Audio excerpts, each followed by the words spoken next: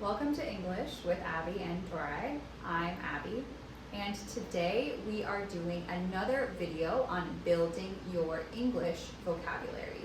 We have a previous video where we talk about word families, and I'll link that in the description below. The word families and how to build vocabulary using prefixes and suffixes based off of one root word. Today we're going to talk about something a little bit different. We are going to talk about nuance and connotation when it comes to the English language. Nuance and connotation are very important when speaking about vocabulary, because when we talk about vocabulary, vocabulary does not just mean understanding the definition of words, but we also need to understand those little nuances behind words and the connotation of words as well. Nuance means small differences in meaning or feeling. Small differences. We need to understand those nuances, those small differences in meaning or feeling. And then connotation deals with the emotional feeling or idea behind words. The emotional feeling or idea, the feeling you get when that word is used. And so it is so important in the English language to understand small differences or the nuances between different words, as well as the connotations, so that you can better express yourself in English. You can avoid misunderstandings, especially with native speakers, because sometimes some words that are very similar can actually be quite rude or have a negative connotation. So let's talk about nuance first. Nuance, again, like I said, means small differences in meaning or feeling of words. Just those very small differences. So I have an example here. She is angry. She is upset. Angry and upset. Now, angry and upset mean something very similar. It means you're mad or you're frustrated. There are lots of words that can mean angry or upset or frustrated or mad. But when we're talking about nuance, it's important to understand the difference between these two words. Upset is a lesser anger. If you're just upset, frustrated and upset are much more similar. Maybe you're frustrated or you're just upset. You're a little bit angry, maybe mixed with sad. Upset is just a little angry. Angry has a much stronger connotation, a much stronger feel to it. Angry does. So if you say she is angry, I am picturing somebody who's yelling, stomping around, really angry. If you say she is upset, then I'm picturing someone maybe just frustrated. Maybe they're just not talking to you right now. Maybe they're just a little bit mad. So upset and angry have two very small differences in meaning, but it also can create a large difference in meaning, kind of depending on the situation. Another example of this are these three words. We have big, huge, and gigantic. Now, all these three words are adjectives that mean large, but again, they have small differences in meaning. Big, I'm just picturing a little bit large, something large or big.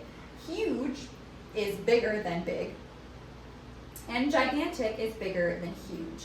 And so each of these words does mean large, but a varying size of large. Gigantic is huge, enormous. Huge is a little smaller than that, and then big is smaller than that. So we just have some really small differences in meaning or feeling between these types of words. Next, with connotation, like I said, we talk about how it is an emotional feeling or idea behind words. Connotation is so important in the English language. I have two examples here that we will talk about. The first, these are two adjectives that could be used to describe a person. The first is childish, and the second is childlike. Even saying these words, in my mind, I have an emotional reaction to them based on their connotation. Childish has a very negative connotation. This is not a good word to use. You don't want to be called this, and you want to be careful calling someone else childish.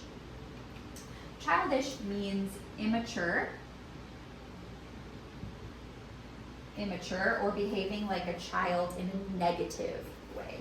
So childish has a negative connotation, meaning immature. If you call someone childish, it's kind of an insult because it means immature, like they are acting like a child in a negative way, the way an adult, if you're calling an adult childish, should not be acting. The next one, childlike, has a much more positive connotation. Childlike means innocent or pure. Innocent or pure. And so if you call someone childlike, you're really referring to those positive examples of a child, how they're innocent, how they're pure, how they don't have anything that they do wrong yet. They don't have a full understanding of the world yet. So they're very innocent, they're pure. And so if you call someone childlike, it can tend to be more of a positive thing, a positive attribute that you would call them. So childish has a negative connotation, and childlike has a much more positive connotation. Another example would be these two adjectives, cheap versus inexpensive. Cheap versus inexpensive. They both mean it costs less money, but cheap in this case has a negative connotation, and inexpensive has a more positive connotation. When you describe something as being cheap, that means that it was poorly made. It means it was cheap, it's not going to last a long time, and it was poorly made. So even something expensive could be called cheap because it could be poorly made, even if it cost a lot of money. But inexpensive just means you bought something that did not cost a lot of money. And so cheap here has a more negative connotation than inexpensive. Inexpensive has a more positive connotation when talking about something that did not cost a lot of money. Okay, now I'll add some more examples, and we'll talk about the differences in the little nuance of the words and also in the connotations of the words. Okay, I have 6 words here, 3 groups of words, and we will talk about the different nuances and connotations between both of these words in each group, between the 2 words in each group. So first, before I talk about them, you could pause the video and see if you can tell which one has the more negative connotation and which has the more positive connotation based on that really small difference in meaning, based on that small nuance between the 2 words. So these first 2 words, we have stubborn and determined. Stubborn and determined. These words basically mean the same thing, but they definitely have different connotations, and there's a small difference in the meaning of the words. Stubborn has the more negative connotation. Stubborn has the more negative connotation. Stubborn means refusing to change. Refusing to change. If you are stubborn about something, it means you are not listening to anyone else, you refuse to take wise counsel, or you refuse to listen to advice, you refuse to change in any way. You are very stubborn. Determined has a much more positive connotation. Determined means you are strong and focused. Determined means like you are strong, you are focused, you are going to get this done no matter what stops you. And so it's not necessarily being stubborn, you are just going to get something done without anyone getting in your way. While stubborn, on the negative side of that, means you won't change, you won't stop doing something if someone asks you to or listen to someone's advice. And so that's the difference between stubborn and determined. Now let's look at lazy and relaxed. Now, lazy has a much more negative connotation. Lazy means not working or refusing to work. You refuse to do anything. Maybe you just are on your phone, on social media all day, or watch TV or movies all day. You don't do the housework you need to do.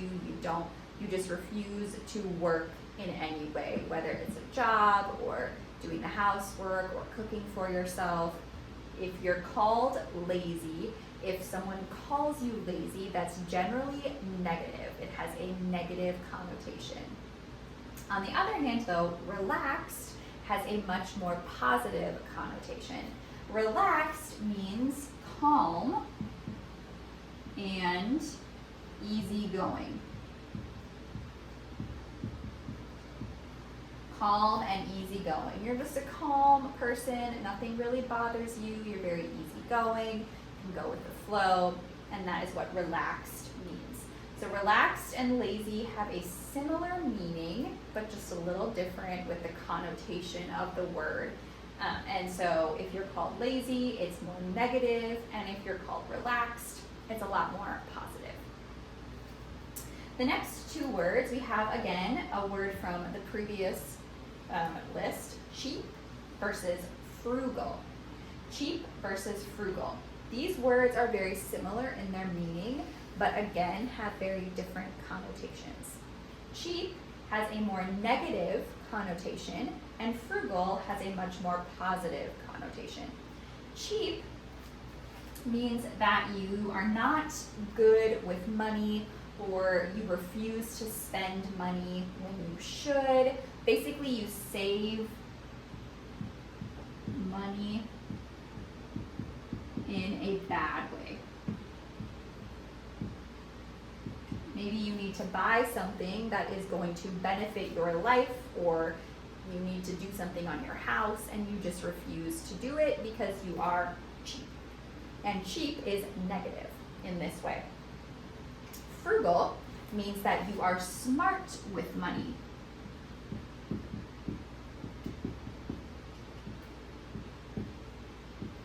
You're smart with your money. It means you save money when you can and when you should, but when you need to, you spend money, but in a wise way. You don't spend needlessly or endlessly on things that you don't need, but you only buy what you need, probably on sale, or if you absolutely must buy something, you save for it and then you buy it. So that is the difference between cheap and frugal. Like I said, understanding the nuance and connotations of words goes really beyond just knowing definitions of words, because we have to understand those feelings behind the words as well. As an English learner, that can be very complicated because you don't have that understanding yet, but it will come if you practice. See if you can find two other words that have maybe a positive and negative connotation with a similar meaning and put it in the comments. I would love to see what you find and come up with. And I hope that this video has been helpful for you in better understanding vocabulary in English, growing your own vocabulary, and building that base.